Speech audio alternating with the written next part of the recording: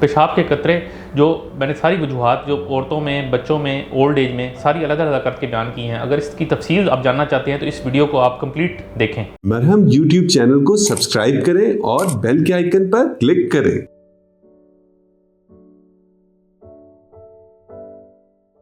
बिस्मिल्लाहिर्रहमानिर्रहीम, अस्सलाम वालेकुम। मेरा नाम डॉक्टर अतर महमूद है। मैं assistant professor urology services hospital Lahore काम कर रहा हूँ। मेरी स्पेशलिटी गुर्दे मिसाने की सर्जरी से रिलेटेड तमाम बीमारियों के मुतालिक है। आज मैं जो इम्पॉर्टेंट इशू को डिस्कस करना चाहूँगा इस वीडियो के अंदर, वो है ड्रिबलिंग आफ्टर यूरिन, यानी कि पेशाब के बाद कतरे आना। तो पेशाब के बाद जो कतरे आना है वो उसकी मुख्तलिफ़ किस्म की वजूहात हैं। बच्चों में उसकी अलग वजूहात हैं, औरतों में उसकी अलग वजूहात हैं, ओल्ड एज में उसकी अलग वजूहात हैं, और अडल्ट में जो जवान लड़कों में उसकी और वजूहात हैं। एक एक करके मैं सारी वजूहात के बारे में बताना शुरू करूँगा। सबसे पहले मैं बच्चों के अंदर डिस्कस करता हूँ। बच्चों के अंदर जो पेशाब के बाद कतरे आते हैं उसकी जो कॉमन वजह है उसमें एक तो इन्फेक्शन भी हो सकती है, जो पेशाब की इन्फेक्शन है, या कोई स्टोन का मसला हो सकता है, जो मसाने के अंदर पथरी है, जो कि बच्चों के अंदर डायग्नोज होती है बाद में जब टेस्ट वगैरह करवाते हैं। और एक इंपॉर्टेंट मसला जिसको हमें कंसिडर लाजमी करना चाहिए बच्चों के अंदर, जो न्यूरोजेनिक ब्लैडर होता है। न्यूरोजेनिक ब्लैडर बच्चों के अंदर मसाने की कमज़ोरी होती है, जो कि कमर की हड्डी से रिलेटेड जो नर्व्स निकल रही होती हैं उनकी पैदाइशी तौर पर डैमेज होने की सूरत में होती है, जिसको स्पाइना बाइफिडा कहते हैं। तो ये जो बीमारी होती है जो बच्चों के अंदर पाई जाती है, जो पैदाइशी तौर पे बीमारी है, इसका इलाज इनिशियली न्यूरो सर्जरी वाले कमर की हड्डी का ऑपरेशन करते हैं। जब बच्चा पैम्पर की एज में होता है, जब पैम्पर लगाता है, उस टाइम इतना पता नहीं लगता कि पेशाब में लीकेज क्यों हो रही है। जो ही बच्चा थोड़ा सा एज में ज़्यादा होता है तो पेरेंट्स कंप्लेंट करते हैं कि पेशाब के बाद कतरे आते हैं, या पेशाब भी ड्रिबल करता रहता है, पेशाब की कोई स्ट्रीम नहीं बनती, पेशाब का कोई फ्लो नहीं बनता।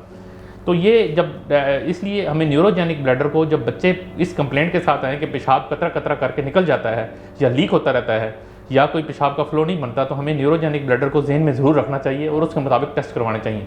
इसी तरह जो पेशाब के बाद कतरे आने, ये तो बच्चों के अंदर एक मेजर बीमारियां जो मैंने आपको बताई हैं, जिसमें पेशाब के अंदर मसाने के अंदर पथरी, जो पेशाब के अंदर जो गुदूद होते हैं पोस्टीरियर यूरेथ्रल वाल्व्स, उसके अंदर भी कतरे आ सकते हैं पेशाब के बाद, और जो न्यूरोजेनिक ब्लैडर है इसके अंदर भी आ सकते हैं। एक एक करके जब इन्वेस्टिगेशंस करवाते हैं फिर हम इसको डायग्नोज करते हैं कि क्या मसला है।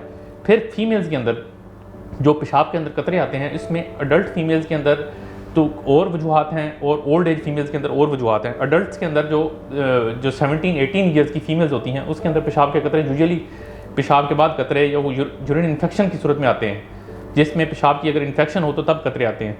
लेकिन बहुत कम ये देखा गया है कि इन्फेक्शन के साथ कतरे आते हैं, लेकिन फिर भी ये हमें जहन में रखना चाहिए कि जो पेशाब के अंदर जो कतरे आते हैं। इसी तरह जो बड़ी उम्र की औरतों के अंदर, जो 45-50 प्लस की औरतों के अंदर जो पेशाब के अंदर कतरे आते हैं, पेशाब लीक हो जाता है, जाते जाते पेशाब वॉशरूम जाते जाते लीक हो जाता है, इसको कहते हैं अर्जेंसी और अर्ज इनकॉन्टिनेंस और स्ट्रेस इनकॉन्टिनेंस। जब औरत खांसी करती है तो पेशाब लीक हो जाता है, या पेशाब के बाद कतरे आते हैं, जो कि अगर लीक ना भी हो तो पेशाब करने के बाद कतरे आते रहते हैं। इसमें हमें स्ट्रेस इनकॉन्टिनेंस और अर्ज इनकॉन्टिनेंस को रूल आउट करना चाहिए कि ये जो पेशाब का लीक होता है, या अर्जेंसी जब पेशाब वॉशरूम जाते जाते पेशाब की हाजत तेज़ हो जाती है, इसको हम रूल आउट करना चाहिए कि ये क्यों हो रही है। उसके लिए हमें इन्वेस्टिगेशन फर्दर करवानी चाहिए। अब मैं बताऊंगा कि पेशाब के बाद जो कतरे, जो पेशेंट हमारे पास एडल्ट मेल कंप्लेंट करते हैं कि पेशाब के बाद पेशाब के कतरे आते रहते हैं, तो इसको कहते हैं पोस्ट मिक्चुरेशन ड्रिबलिंग। ये यूजुअली अडल्ट्स के अंदर ज़्यादा कंप्लेंट्स देखी गई हैं। इसमें पेशेंट पेशाब करके वॉशरूम से बाहर आता है तो पेशेंट को फील होता है कि मेरी शलवार के अंदर 2-3-4 कतरे गिर गए हैं। तो मेल्स के अंदर पेशाब की नाली ज़रा थोड़ी सी लंबी होती है फीमेल्स की निस्बत। मेल के अंदर जो पेशाब के नॉर्मली कुछ कतरे, 2 या 3 कतरे, 4 कतरे वो रह जाते होते हैं। इसके लिए पेशेंट को ज़रूरी नहीं है कि कोई बीमारी हो, ये नॉर्मल फिजियोलॉजिकल फिनोमिना भी हो सकता है। फिजियोलॉजिकल का मतलब ये है कि पेशेंट को कोई बीमारी नहीं है, लेकिन उसके बावजूद को कतरे लीक हो जाते हैं पेशाब करने के बाद। इसके लिए पोस्ट मिक्चुरेशन ड्रिबलिंग कहते हैं। जब भी पेशेंट इस कंप्लेंट के साथ आए तो हमें अदर लोअर यूनिट सिम्टम्स को कंप्लीट हिस्ट्री से रूल आउट करना जरूरी है। कंप्लीट हिस्ट्री में हम डिटेल में पेशेंट की हिस्ट्री लेते हैं, उसमें देखते हैं कि पेशाब रोक रोक के तो नहीं होता, जोर तो नहीं लगाना पड़ता, पेशाब बार बार तो नहीं आता, पेशेंट को कोई स्ट्रक्चर का मसला तो नहीं है जिसमें पेशाब की नाली तंग होती है।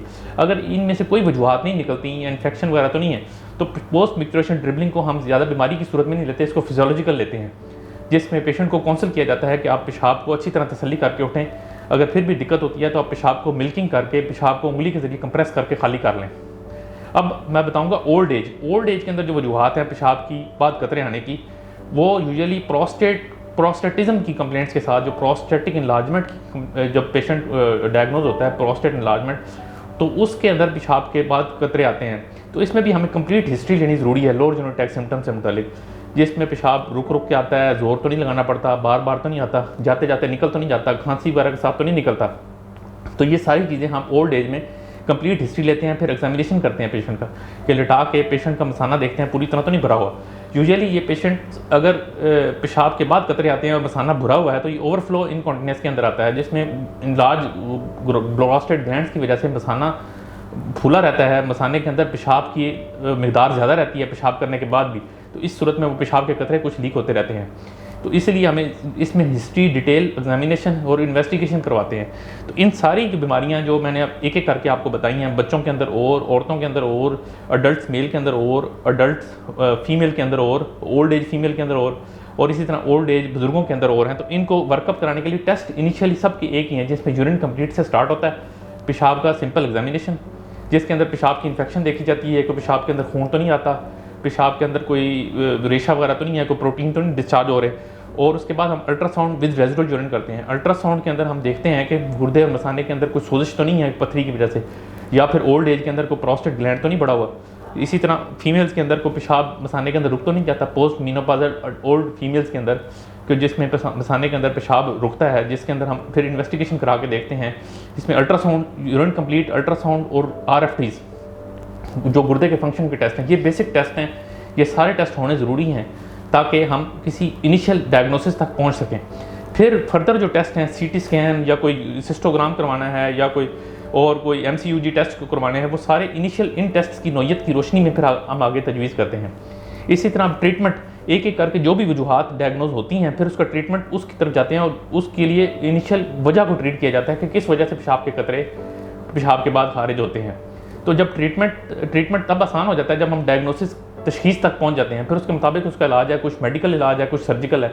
मेडिकल के अंदर कुछ दवाइयाँ आ जाती हैं, सर्जरी के अंदर फिर उसका ट्रीटमेंट सर्जिकली आ जाता है। इन सारी जो बीमारियों के बारे में, जो पेशाब के बाद कतरे आने की बीमारियाँ मैंने बताई हैं, जो काजेज़ हैं, इनके बारे में जो मालूमात आपको इस वीडियो के ज़रिए मिल गई हैं, उसके बावजूद आप कुछ मालूमात आप लेना चाहें तो आप मरहम की वेबसाइट के ज़रिए आप मुझ तक रब्ता कर सकते हैं, चाहे ऑनलाइन कंसल्टेशन कर सकते हैं या फिज़िकल कंसल्टेशन करके आप मुझसे इन सारी काजेज़ के बारे में, इन बीमारियों के बारे में पूछ सकते हैं। शुक्रिया जी। मरहम YouTube चैनल को सब्सक्राइब करें और बेल के आइकन पर क्लिक करें। अभी मरहम ऐप डाउनलोड करें और किसी भी मसले के लिए 2000 से ज्यादा स्पेशलिस्ट डॉक्टर से ऑनलाइन ऑडियो या वीडियो कॉल के जरिए बात करें।